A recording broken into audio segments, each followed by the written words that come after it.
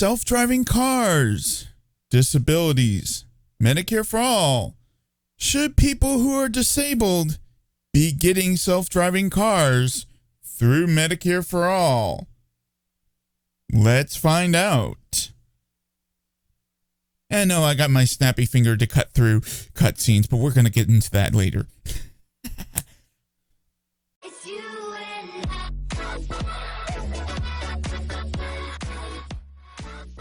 So, barring my snap fingers to cut scenes, let's get into this. You see, I know people are going to say, well, you're going on into a story. But, yes, of course, I have many disabilities, including tardive dyskinesia and schizoid affective, as well as some other stuff. I am trying to fight for independence, and I'm old. And I have not really have any success at doing that. And it's been a problem for a long time. And I noticed a lot of things are problems for people with disabilities who are trying to fight for independence, for things like getting a car or getting something like this. It's a very big problem, especially when you have something like dyskinesia or you have something like that.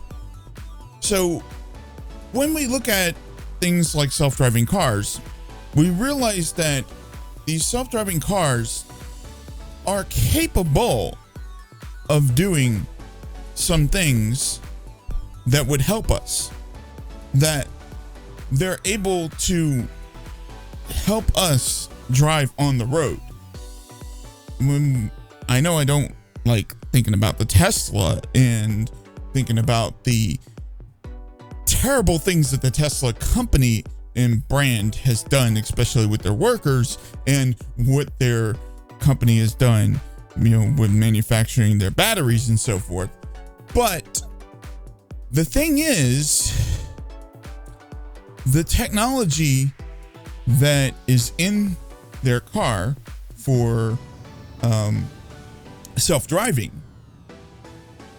is so advanced that literally the car can drive itself on major freeways, on interstates, etc. It's seen. You can see this on YouTube. We have self-driving cars today. And yeah, there's some nicks and crannies here and there, whatever, and you do need somebody who's somewhat able to an extent. But it's getting to the point where these sort of technologies are basically getting to the point where they can really help disabled people. People who are disabled, but who are still able enough to drive a little bit, but may need that extra sort of help in driving. And then there is that other compact issue. You see, it's much more complicated for a disabled person to get a hold of a car than it is for a regular able-bodied person. We know that. So, or to go through the process of it. So, what we should be working towards is at least getting a bill put forth once Bernie Sanders gets into office and passes Medicare for all. A system that would enable disabled people to get a car through the Medicare for all system with the payments through that. That includes, say, a 3-month deal or whatever, and you get some sort of stuff at the end of it where you have to pay maybe $200 afterwards to get it for another 3 months if you're disabled to an extent, but you're still able to have a license. That is something that I think should be worked towards with the of course the Medicare for all, as far as getting people who are disabled to get cars. In fact, it should be kind of similar to disabled people being able to get a car that they really don't have to pay much for because Medicare pays for it. The Medicare insurance pays for the insurance for it, because most people who are disabled don't have the financial stability to pay for a car, but still need a car to get around. So the Medicare for all system could help in those financial areas. And that's a big deal. And I know some people are going to say, well, that might be kind of pushing it, but that would be a big deal. That would be a big, big help, especially for people with disabilities.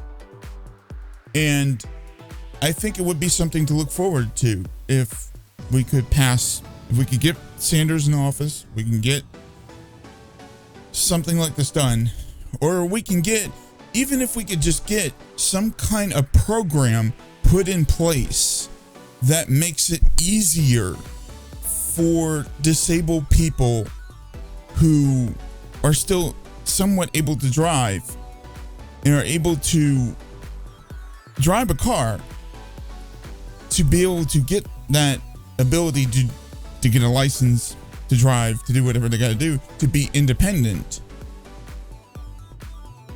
and help them pay for this system.